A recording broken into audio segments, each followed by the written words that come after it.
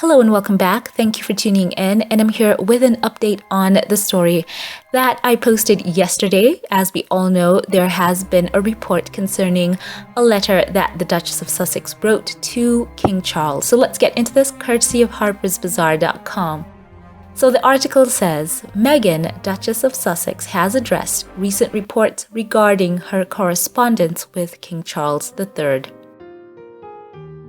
The Duchess has given a response to media speculation following a report published yesterday by The Telegraph, which revealed new details of her correspondence with the monarch following Prince Harry and Meghan's 2021 interview with Oprah Winfrey.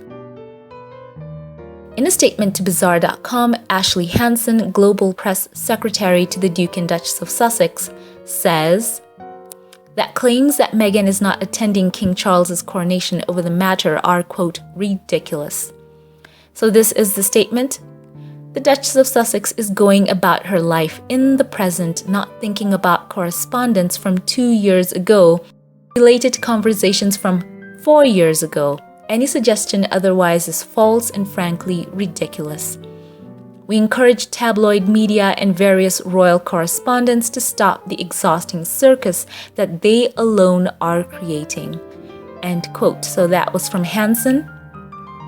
So per the Telegraph report, the Duchess's letter was allegedly sent in response to correspondence the then Prince of Wales, in which he expressed his sadness over tensions within the family.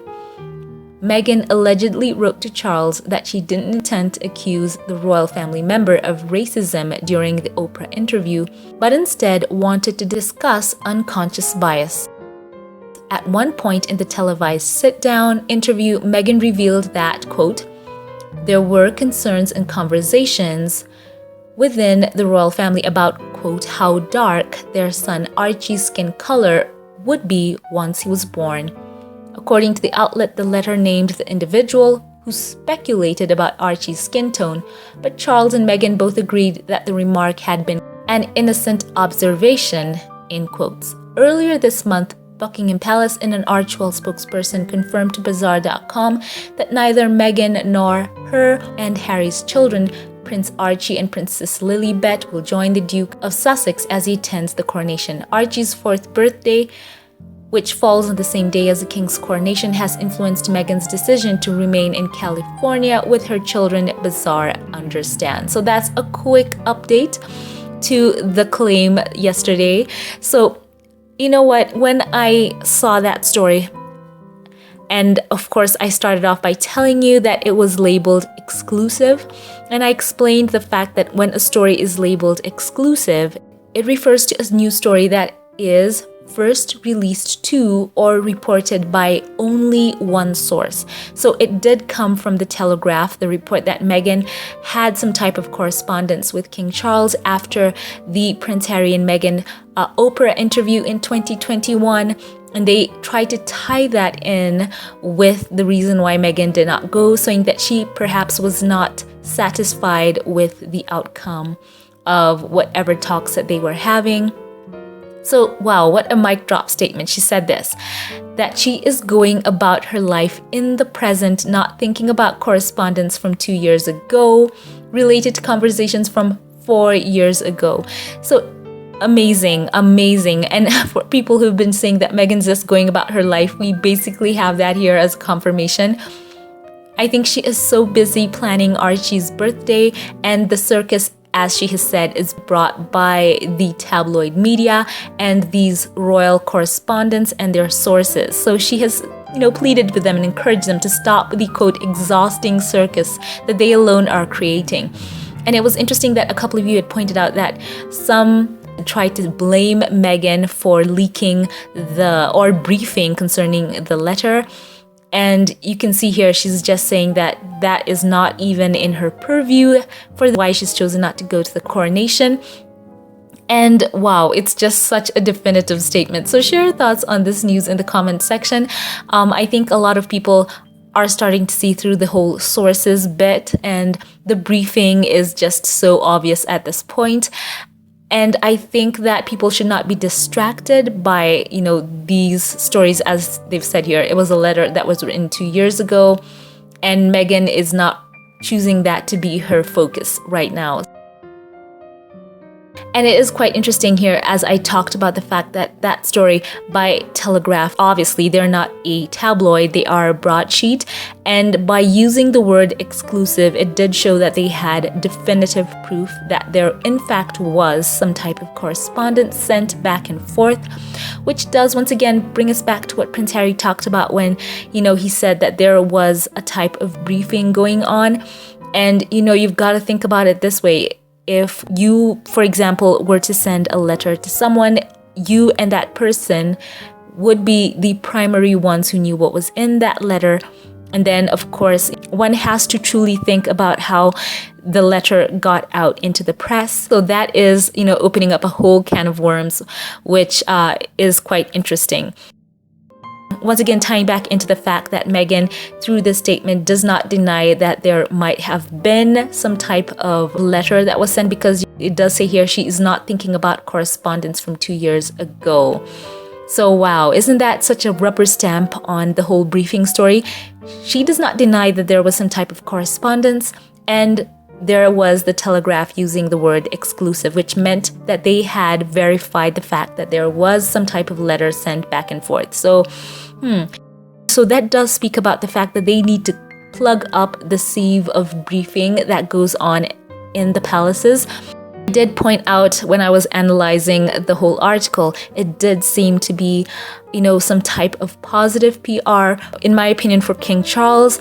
And people have pointed out the fact that Meghan, being the only woman of color who has been a senior working member of the royal family in these recent years, not attending a state event such as a coronation is quite a standout thing, and a lot of people in the Commonwealth countries where majority people of color have taken note about that. And it does put a question mark on how welcome Meghan has been in that institution, or how she has been received. And that is something that goes down as well in the history books. And so there was a lot of positive spin in that article about Charles, and a lot of you also pointed out that that letter being leaked could have also been a type of distraction. And according to the outlet, they had agreed that the letter named the individual who had speculated about Archie's skin tone, which is a far cry from the coverage that was there when the issue was first raised in the Oprah interview, where we all remember the statement that the palace released a very brief statement confirming that the royal family was taking the allegations seriously and would address them, quote, privately, adding, recollections may vary, in quotes.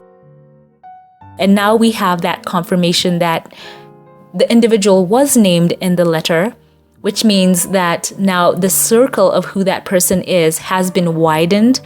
So briefing about this letter could be potentially some kind of powder keg situation, because as more people know about the letter and the contents, then perhaps that name might leak out into the press. So for the person who chose to brief about this letter, that's a bold strategy, Cotton. Let's see how that works out. So it's interesting. All that to say that it has rubber stamped that someone did ask about it, and Charles and Meghan both addressed that in their correspondence. So also share your thoughts on that as well. I wanted to share this news with you as an update to the video yesterday, and if you want to get more in depth into what the Telegraph said, there will be links in the cards and in end screen. Click on those and I will see you there. So once again, leave your comments below. I would love to know your thoughts on the Duchess's mic drop statement. So thank you once again. So as always, I always love to give a shout out to those of you who support this channel financially, knowing that your support truly is appreciated here on this channel. I want to give a shout out to a couple of you by name. A special thank you to you, TCC Sun, for your unwavering support for my work here on YouTube and for your tremendous generosity. Thank you. Thank you to Arnold Sanders as well, who has been such a long-time supporter. Thank you for your kindness and your love. I do appreciate you. And thank you to Rochelle Cherry as well. You have been so kind and so tremendously a boost to my work here. I want to say thank you and that I love you, Rochelle. Thank you to Regenia Means Bonds as well. Thank you for choosing to come along with me on this YouTube journey. I want to say thank you for your kindness. And now a special thank you to those who gave during the last live. Thank you to you, Nutty Doctor. I appreciate you for how considerate and loving and supportive you have been. Thank you. And for those who gave through super thanks, thank you to Jerome Walters. God bless you for supporting me. I do appreciate you. And thank you to C Mac too as well. I really do appreciate your love and support for my work. Thank you so very much. And now a special thank you to a new channel supporter through Patreon. A shout out to you, Gigi. A special thank you to you for choosing to support my work through Patreon. I truly do appreciate you for your love and your kindness. And a special thank you right now to a new supporter through membership as well. Thank you to you, Elaine Bab. Thank you for choosing to become a community member here on YouTube. I appreciate you and I want to say thank you. Your support for me has not gone unnoticed. Thank you so very much and welcome. Once again, thank you to all who support this channel financially. My sincerest thanks to you, and for those of you who like, comment, and share, thank you. And if you liked this video, don't forget to give it a thumbs up, click that subscribe button, let YouTube know you enjoyed what you watched. I love you all, and share your comments below once again, and I will catch you in the next one. Have a blessed one.